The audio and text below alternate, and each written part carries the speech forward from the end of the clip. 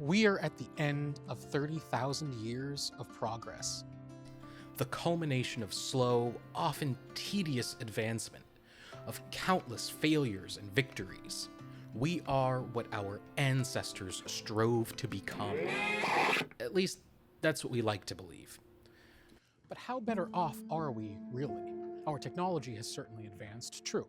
Quick survey of a 1000 BC polis would probably find them envious of our modern tools. But let's not forget what that word, techniklogos, means. The science or study of an art or skill.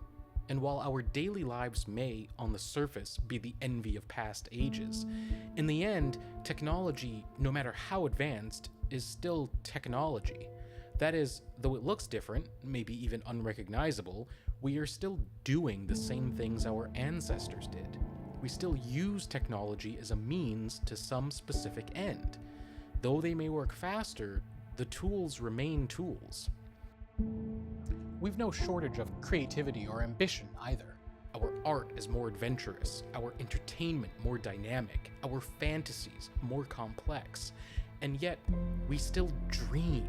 We still dance and yell and sing and fight and love. And though the way we do these things looks extremely different, the foundation, built millennia ago, remains. And if the foundation is the same, can we really claim to be more advanced just because we have a shinier veneer? We are doubtless in a privileged position, at least relative to the past. Many of the struggles they faced are foreign to us, at least on a physical level.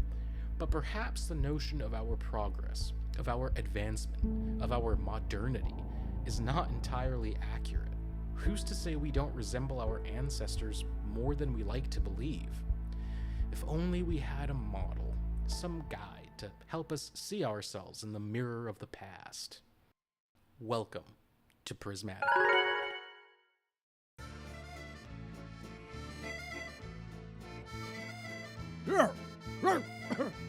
Bonjour! Hey, Ötzi, why are you speaking French? I mean guten Tag. You just used English and then switched to German. Oh, forget about it. I'm here to help you understand life back in my day, so you can see my world like a mirror to yours. For example, when was the last time you walked to a supermarket? And I don't mean from the car to your front door. I mean from your very house. In the Copper Age, and more specifically, the 3rd millennium BC. If you didn't have access to a wheel cart, you were stuck on your own 2 feet as transportation. You might be thinking, what a drag! But even if stuck in this predicament today, you would have an even sidewalk, comfortable shoes, and a video just like the one you're watching now to keep you distracted on a boring walk. I, on the other hand, didn't have these options. My home was in a mountain, and I would have to travel by foot to the village, downhill, to do my shopping. And unless you were a Copper Age Renaissance man, it is likely you didn't craft all of your choice tools and medicinal gear. You would have to procure them from artisans, meaning every time you needed new gear, you would have to make a days-long journey to make your purchases. Ouch! My legs hurt just thinking about it. I mean, they also hurt because I literally had to do that today, but that's besides the point. You know, Otzi, as tiresome as that sounds, there is something familiar in it, isn't there? While we may not have to walk 50 miles uphill just to get to a market, we still seek out specialists when something goes wrong in our lives. We still travel, albeit by car, to grocery stores, farmers markets, and restaurants. And when the worst things happen in our lives, we still seek out the same goal as you, medicine. But come on, Ötzi, even with all that, your life was pretty different from ours, don't you think? I mean, if we get sick, we go to a general practice doctor who prescribes some medicine for us, then we go to a pharmacist to get that medicine, then we take that medicine and feel better. And if we want to have some fun, we can literally turn on a television and watch a program to distract us from our stressful lives. But don't you see? All you've talked about is how you use different things to achieve the same result as me. What? You think I didn't have a doctor? You think these tattoos are just for show? And medicine? You think I didn't have medicine? I mean, surely you didn't have pills that you could get at a counter. Oh, I'm sorry. I didn't realize that medicine had to be exclusively pills in an orange bottle. I guess all the times I went to the village physician and he gave me moss or tinder fungus to cover a cut didn't count as actual medicine? No, I can't think of anything you do like that today. Fine, point taken. But wait, what was that you said about your tattoos? These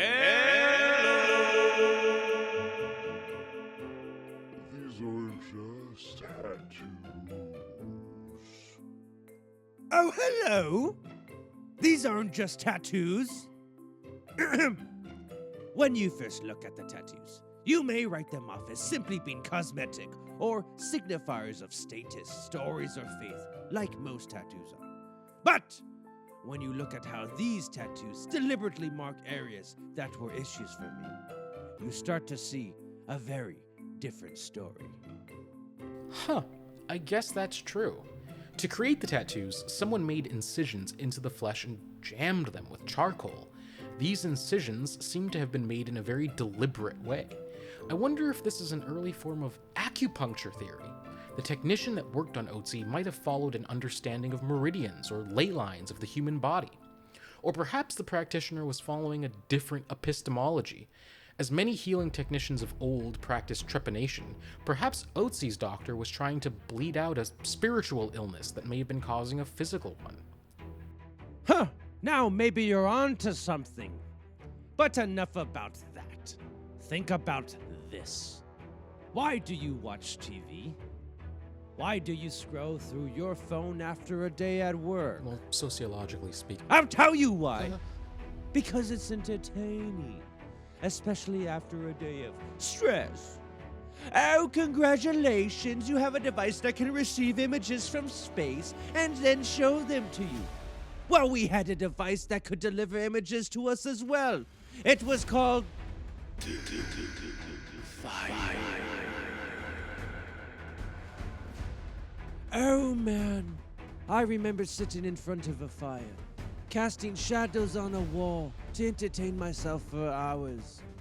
And that was just by myself.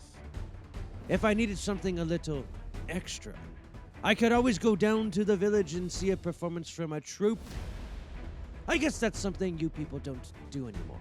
Oh wait! Okay, I guess we both used entertainment to relax, even if the methods of entertainment are different.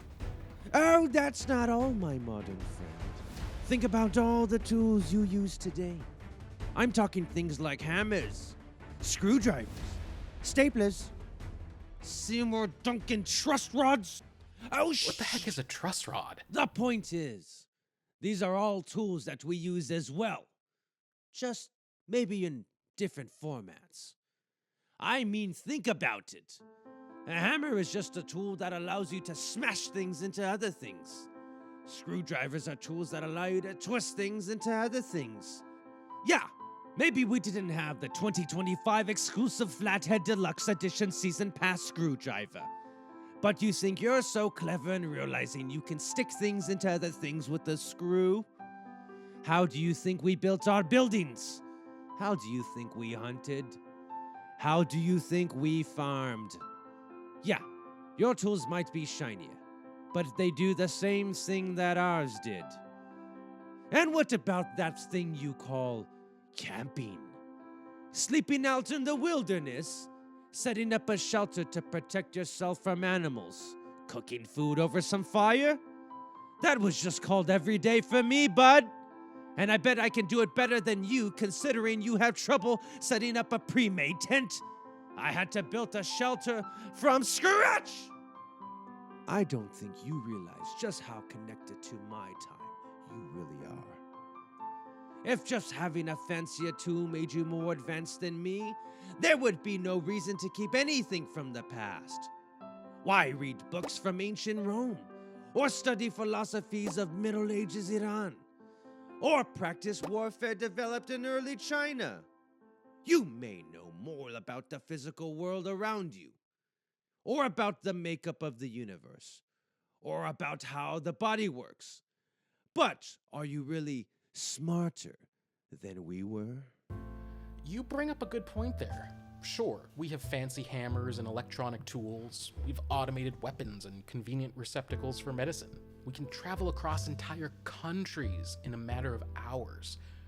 Beneath all of those advantages, there remains that similar foundation. Why we do those things. We may have learned more efficient ways to heal, but we still get sick and desire to get better. We may have developed ways to travel into space, but we still look up at the stars in wonder. We desire and love and create. And fight, and hate, and destroy. Yeah, but overall, we're way more peaceful than you were. We have more resources than ever and more ways to help each other instead of hurting each other. Are you sure about that? After all, the only reason you exist is because we didn't destroy ourselves. Something that is far easier for you to do in spite of all of your advanced technologies. Yeah, your tools might be more efficient, but so are your weapons, and your inclination to use them against each other. I mean, think about war for a second. Back in my day, going to war meant a lot. It meant leaving your friends and family for a long time, traveling by foot to meet the enemy on an open battlefield where you had to deal with the elements. We didn't have tactical vests or tanks. We didn't have long-range rifles or UAVs.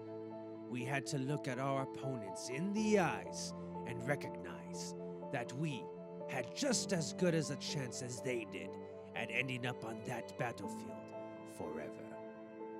You have the comfort of remote warfare, of never even seeing who you are fighting. You can conduct war from your bedroom. We always had to face the Grim Reaper when we walked out on that field, never knowing if that would be the day we lost the ultimate battle. But at the same time, that allowed us to cherish life all the better. It allowed us to understand just how significant our actions were. Yeah, you may be advanced, but that just means you're closer to oblivion.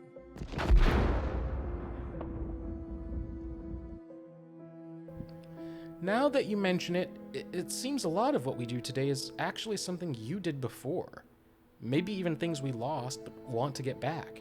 Think about modern trends like minimalism, naturopathy, even a return to non-representational art. These are things that you were doing every day during your time.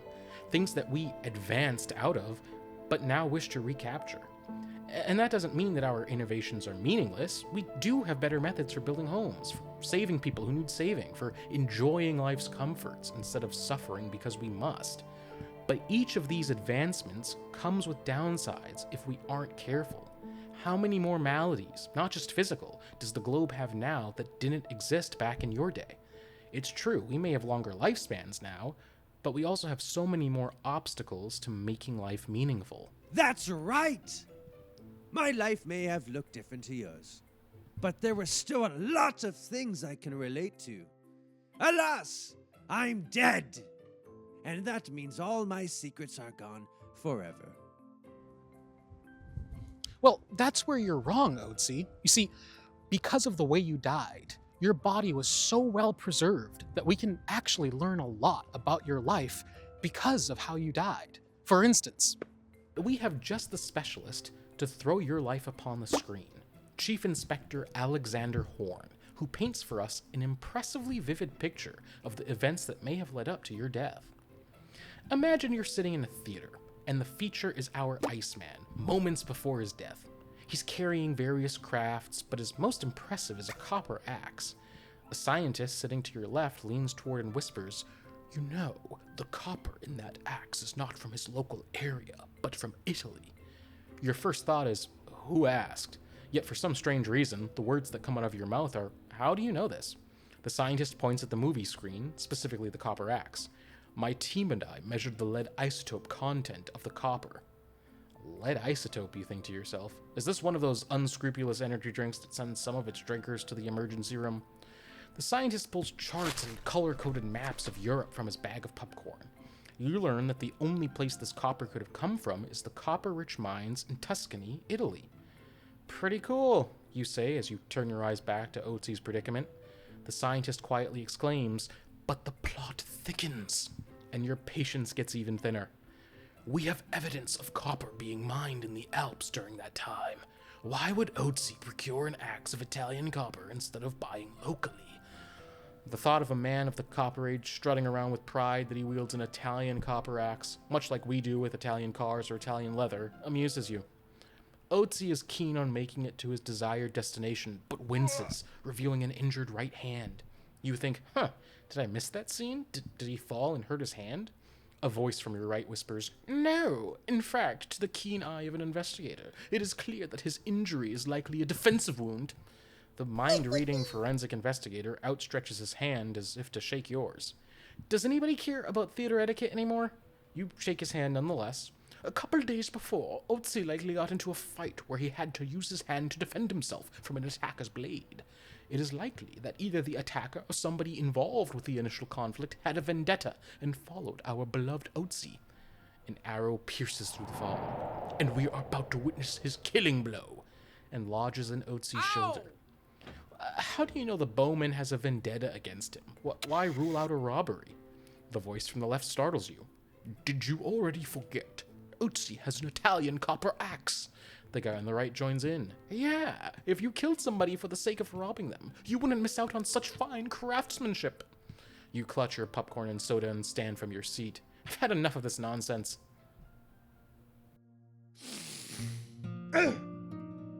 I still remember that day. It's hard to talk about, but that's the thing. Life wasn't easy for me. My unaliving, as the kids say, is still a mystery for most people. Even I can't quite remember exactly what happened.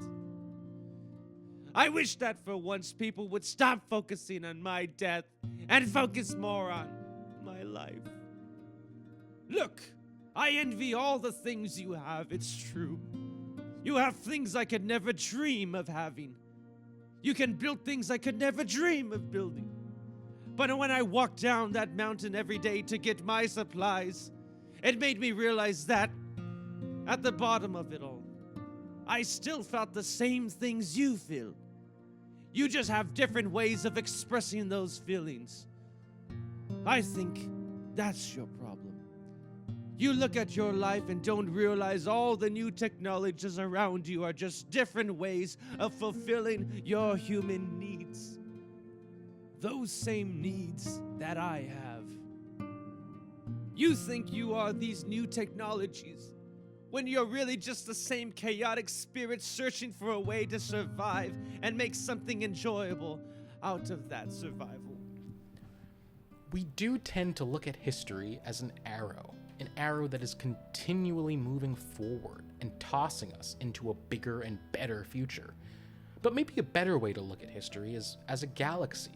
Rather than a line that extends forward, we're all just different points on an infinite grid. You know, I'm not a forensic scientist, an archaeological investigator, or a doctor of the anthropological variety, but I put together this series not to answer the questions that more qualified and better tooled individuals could answer, but to take those answers that already exist and treat them not as singular big ideas, but rather as dig sites. I want to take answers which have already been dug up and look at the vast field in which they were buried, at all of the connections that formed those answers. It seems that the cliche of looking for answers only to find more questions has become just that, a cliche. But maybe if you walk with me... Us! On this journey, regardless of your profession and path, this new set of unique tools will allow you to broaden your perspective and think of odd or unique, but very helpful questions. And maybe it will enhance all parts of your life, and if I dare say, society. Welcome to Prismatica.